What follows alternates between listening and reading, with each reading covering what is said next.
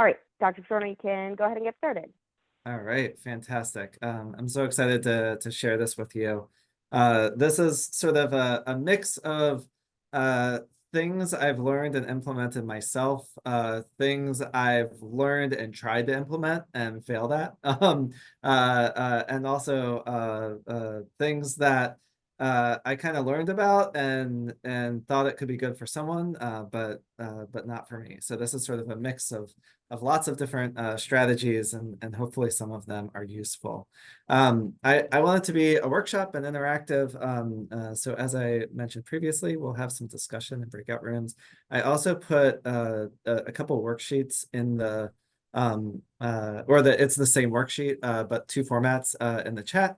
And so, I was thinking if you're using a browser and typing in, probably the Word file is easier. But if you're like have a tablet and writing in, the PDF version might be easier, but they're the same document. Cool. We'll jump right into it. So first of all, I'm glad to see everyone. I'm glad you all are here, and then we get to spend a little bit of time together. So why do this? I think you're probably already convinced because you're here, but just to, because we're scientists and we like a good rationale.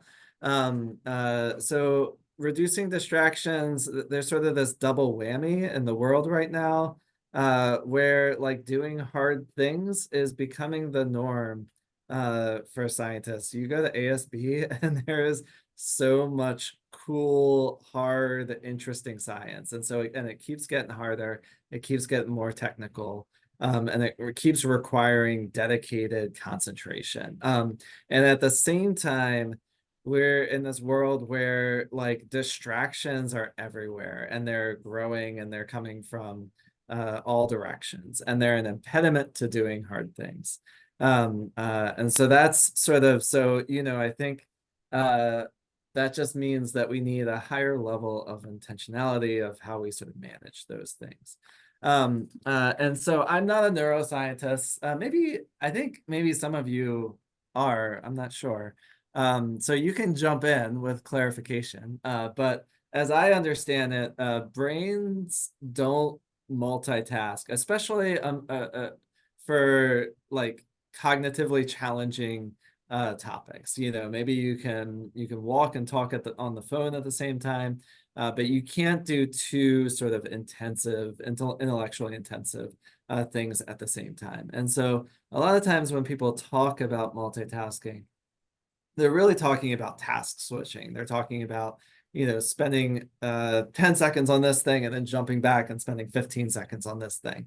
And so as I understand it, this process of task switching takes time and energy, and also increases mistakes. And so sort of there's sort of this contrary approach to multitasking called single tasking, where you put all of your attention on one thing until it's done, and then you switch to the next thing. And I think I'm a believer of it. I think it's pretty effective for getting more done. And so when I think about distractions, I think, how many of you have had someone come to you and be like, I have a super quick question for you? Yeah.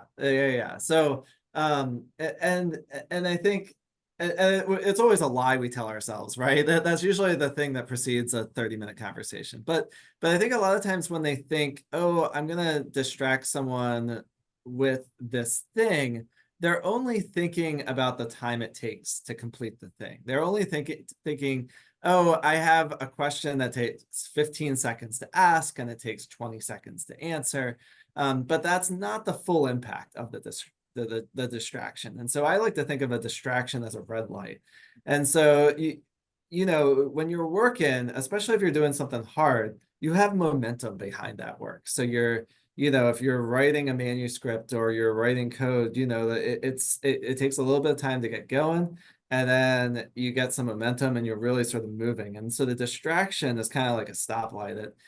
You come to a screeching halt of all of this progress that you've been making. And then you listen to the question, answer it. And then when they leave, when they're gone, you have to go through that whole entire process of getting that momentum back. And so it's worth sort of, acknowledging sort of the full impact of these distractions. And so I do ergonomics at work. So to me, this is a ergonomics problem. And I know like with distractions, it can be really hard to like be hard on yourself. It can be like, oh, I'm so distractible, and I kept letting distractions get the best of me today.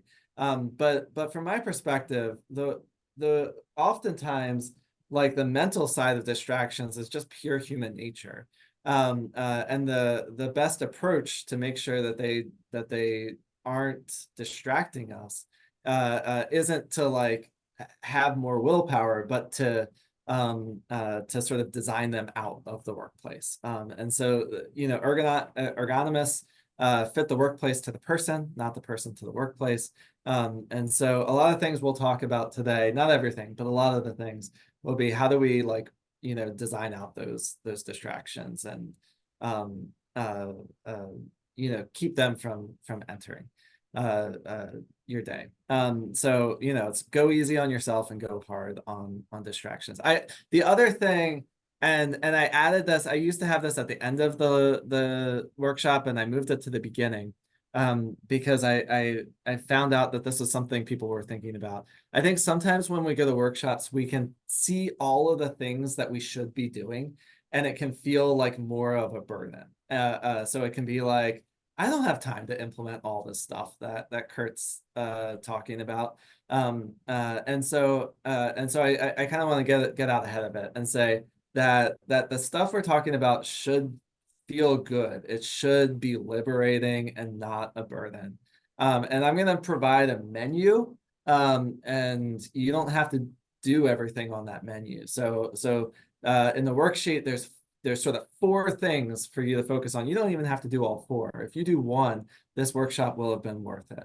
And so the idea is just to pick a couple of things that are worth trying. You try them, some of them that might work, some of them might not, and that's okay. And you can kind of revisit it and take pride in the things you do. Don't worry about the things that you don't have time for yet.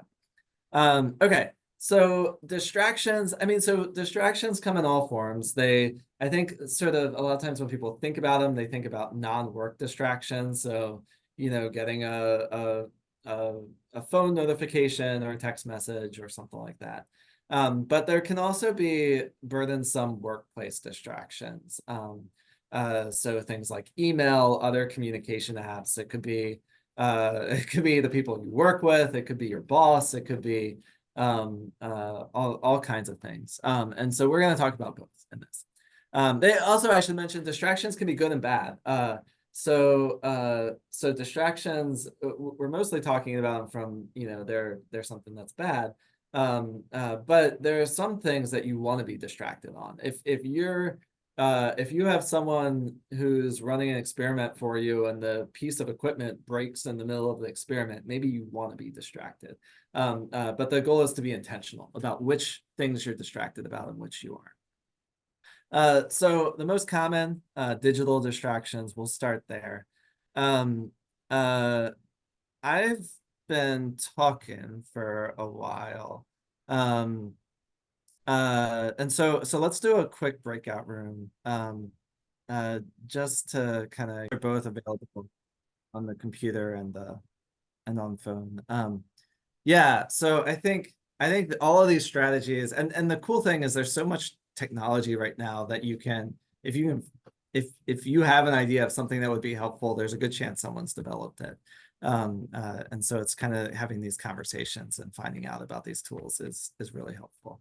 Um, uh, but yeah, so ideally in my optimal situation, I would check email twice a day in the morning and in the afternoon. I'm probably more than that. I'm probably maybe 4 times a day.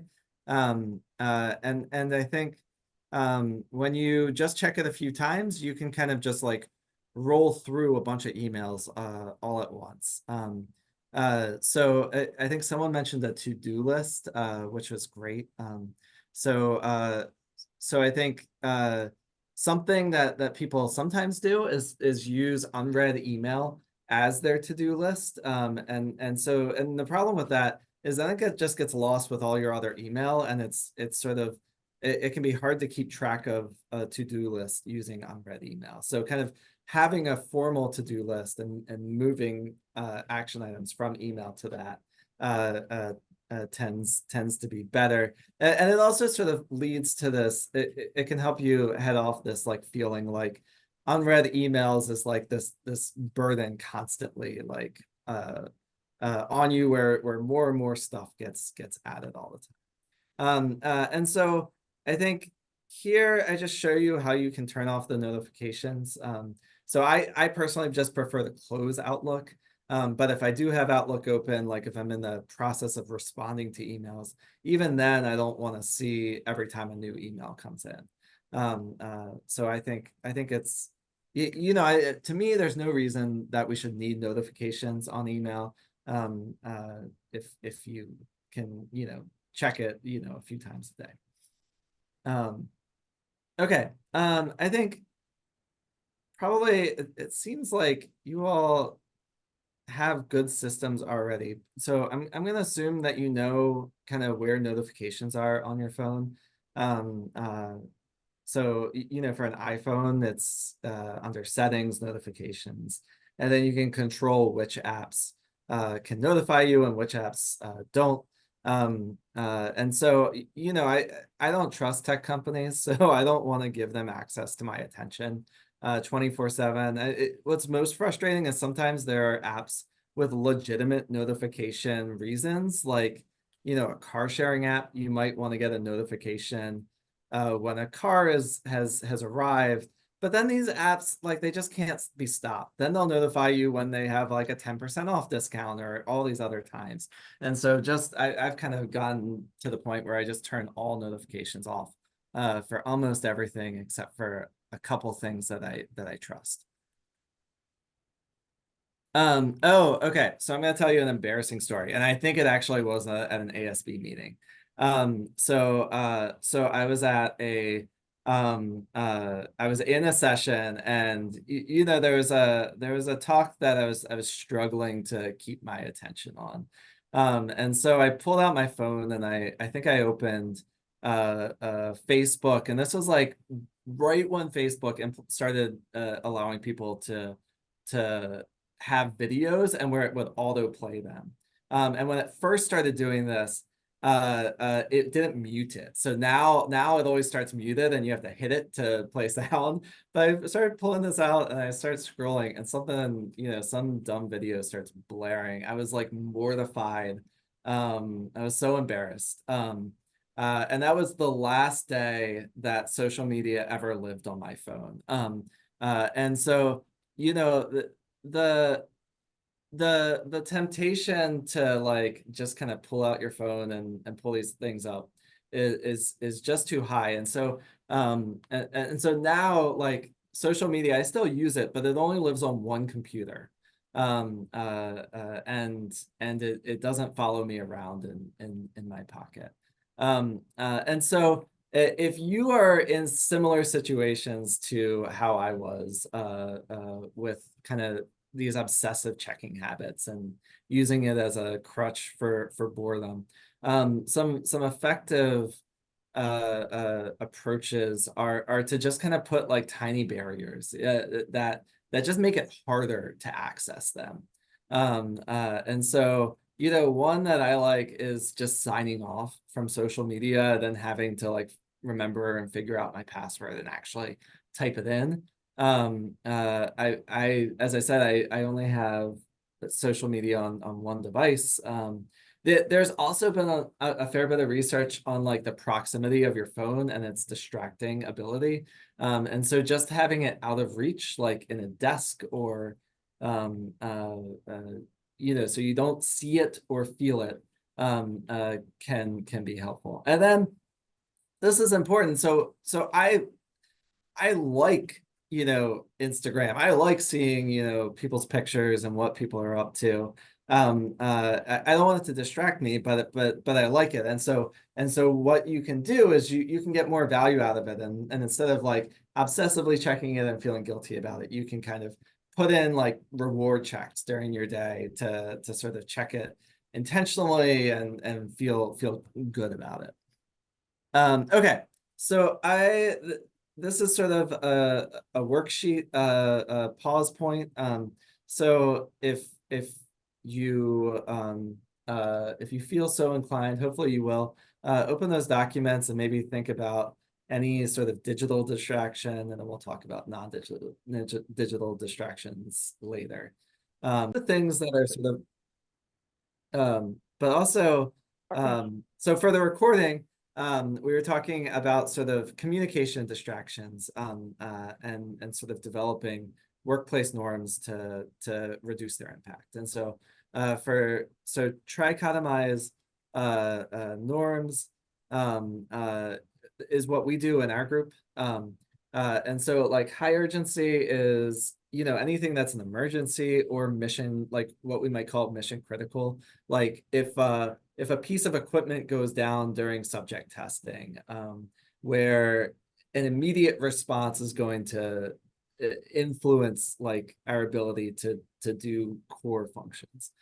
So those are sort of our high urgency tasks. Our moderate urgency, we sort of think about as things that were that would be harmful if we don't get a same day response, but that don't need an immediate response. And so for those, we tend to think like a text is good because someone can see a text and say, I'm not ready to deal with that right now, and come back to it in an hour or in like an hour, but is different than getting like a phone call or someone showing up at your desk. And then low urgency are things that just need a response in a day or two, and that we sort of would say is an email, or if you have regular meetings, that gets added to the list uh, for those meetings.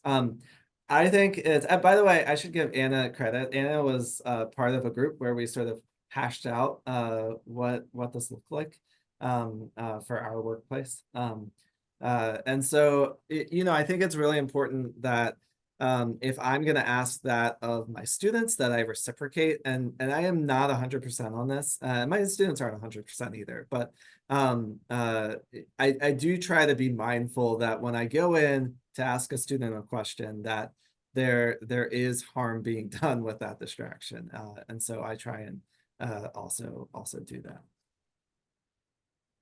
that. Another sort of like routine that I think is cool is this idea of like a challenge.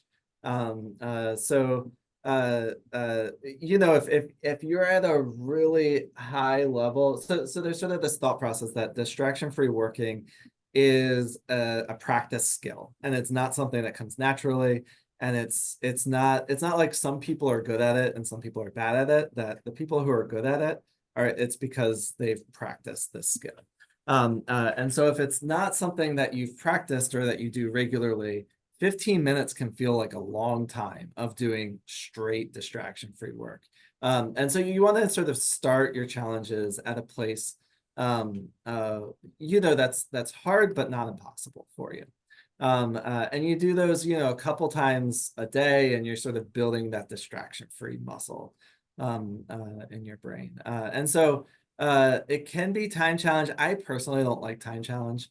I like, a certain amount of work. And so for me, it's easier to think I'm not going to be distracted until I've written these 2 or 3 paragraphs, and then I'm going to reward myself. And then that's sort of the other part to the challenge is you want to make sure that you're pushing yourself, but then you're rewarding yourself to sort of create positive associations with it. This is my favorite distraction-free work uh, uh, kind of strategy, and it's this idea of clustering. And so there's less effort to switch between similar tasks than there is switching between disparate tasks. And so sort of grouping like tasks together, it's one of the reasons that responding to emails a few times a day is better than responding to them as they come in. because once you get sort of responding to one email, you can do another one. I also love this for writing manuscripts. And so when I write a manuscript, I have sort of like 4 different clusters. And so the first cluster is straight writing without anything else. So I don't include citations. I don't include figures. I don't do anything but words on the page. And in my first version, and I don't edit either. I just kind of leave it how it is. I maybe do some light editing, but I'm not like focused on, oh, this sentence isn't like quite what I wanted. I'm gonna try and perfect it right now. I just try and get the ideas on the page. And then the next round I do is I'll either do figures or I'll do citations. So I'll come back with citations. And often what happens is on my first run, I have to be okay with making some mistakes about the citation. So a lot of times when I'm putting in citations, I'm kind of checking my words, making sure that I had things. But I think, the idea of like consulting the literature and putting it in your paper is just a separate task than writing. And so I think kind of separating those into different tasks and correcting the work once you're sort of consulting the literature. And then figures is sort of its own task. And then I'll go back and edit it. And that can like, I can crank through a paper using this, I don't know, at my best, maybe in 8 or 10 hours. Whereas if I tried to write it linearly and include the citations and include the figures as I was writing, it might take me like 3 times as long. But yeah, you could also imagine, coding and grading. When I reached the end of the semester, I just put my head down and grade for, at least 6 hours at a time because I can just crank through. Either the first couple exams or whatever take a long time, and then after that, I get some momentum and keep that going. I love lists, and I love paper lists. I find it incredibly satisfying to cross things off a list. But the reason that lists are helpful is because of the mental energy it takes to keep, a list of things in your brain. The other nice thing, so it frees up all of that energy you spend on remembering things. But the other nice thing is, and this is why I like lists better than like using unread emails as a task list, is that you can look at it at your page and you can say, here are the 8 things I said I need to do, but items 2 and 5 are super important. Item 3 is not that important, but really urgent. It has to be done today. And items 6, 7, and 8, I can like leave till tomorrow if I don't have, if I run out of time. So I think I like lists because when you see all the things that you have to do, you can kind of make those prioritization decisions a little bit faster. Okay. How many people like think about work or not just think about work, but are cause some form of distress from work after they leave and go home on a you know sometimes basis. I know. Okay. If you aren't, that is great. One way to kind of create that barrier. So there's sort of these distractions from your outside life that can affect your work, but then you also want to keep your work from distracting your other life. And so one of the suggestions I read, and I'm going to have my source at the end, is this 10-minute end of day ritual, where you sort of, first of all, you don't want to be like worrying about what you have to do the next day. So look at your schedule the next day, and if nothing else, just know the first thing you have to be at the next day. So I have to be at my lab at 9:30. So that's the only thing I have to worry about is getting myself back here at 9:30 tomorrow. Sort of taking everything that you wanted to do but didn't quite get to it and putting it on the to-do list. And once again, the idea is so you're not thinking about it when you're at home, that it's on the list, and you know when you get back the next day, it'll still be on the list, so you don't have to think about it. And so that allows you to free that effort up for other stuff. Um, I'm a big fan of like closing down my computer, shutting it down. And part of that is so that when I open it the next day, I don't want to see like my unedited, my manuscript that I'm supposed to be editing that's only half done. I kind of want to start with a clean slate, decide what I want to do, and not have that decided for me based on like what random windows are open. And then, that ideally you are done. Your day is over. You don't think about work the next day. Um, I think so one thing I did about 6 months ago, and I'm hoping I'll never go back. I took email off my phone, which was difficult to do. It was scary to do. But the reason I did it is I sort of noticed that this thing, so I have kids, and I sort of noticed this thing would happen where I'd be like making my kids dinner, and then like I'd be waiting on something and check my email, and I'd get some email that would like make me mad or frustrated, or and then I'm in like the sour mood, and my kids like will say something like, hey, where's my drink or something like that, and then would have like a short fuse with them, and I'd be like, give me a minute or something. And I just like kind of wasn't always my best self. And I realized that, taking the email off the phone just was really helpful for getting to a place where I could just be present with my family when I'm at home. Um, I think a lot of the things we do at night is low value work. So keeping up with email, even just reading it, even if you're not responding to it, it's low value work, but it impedes your ability to rest. So I recommend removing work email from your phone if you think you can. Once again, around the communication norms, having those norms for texting or calling after hours, and sometimes I work in the evening, like right now, but I try and make sure it's high value stuff.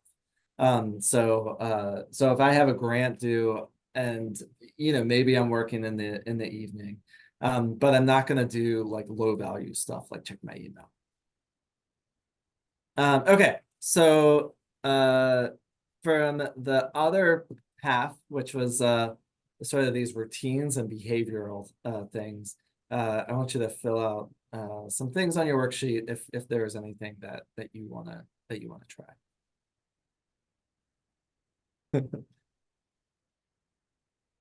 So I think now is a good time to kind of put some time aside on your schedule to implement the changes that you want from your worksheet. That's sort of the goal of the worksheet, is to kind of create some level of accountability for yourself to improve like the chances that you actually implement things. There are advanced things that I think, if you kind of have everything under your belt, um, uh, these are some things that can sort of further hone your ability to engage in distraction-free work. And so one of them is embrace boredom. I was reading this book, and it had this section on embracing boredom. And I realized that like in my 20s, I would often watch a sunset with no device near me, and maybe drink a beer, maybe not, and just like so much enjoy that moment. And it dawned on me while I was reading the section that I hadn't like experienced that, without a device in, years. And so kind of there's sort of this case to be made that to strengthen that distraction-free skill, actually boredom has become a novelty in our culture. And so just kind of having a moment where you're just looking around and noticing mundane things can feel kind of good. Um, There's also this idea of like debundling your smart devices, and so like the example that resonated most with me was like this idea that you're out on a hike, and there's some cool view or something like that, and you pull out your phone to take a picture of it, and accidentally, you have your email open and you see some email that like makes you mad, and then all of a sudden you're transported from this beautiful area to back in your workplace. And so some people sort of argue, instead of having our phones do everything, if you're going to go for a hike, get a camera that's just a point and shoot. And don't even give your phone the chance to distract you, because then you can like turn your phone off and not even worry about it. So these were sort of the two sources that I built most of this lecture off of. Single Tasking by Dvorak and Deep Work by Cal Newport. So there are so many great tips, but I tried to pick the ones that I thought would be easiest to implement. But if you want to kind of get into this deeper, that would be great. Um, uh, I I have a survey. It's one multiple choice, like a satisfaction question, and then two free response that are optional. So it won't take you very long. Hopefully you'll do it. This serves two purposes. One is the feedback I use to improve the program, this kind of thing. And then the other thing is it kind of justifies my time spent on this kind of thing, depending on the satisfaction level. And it helps me defend my use of this time to like,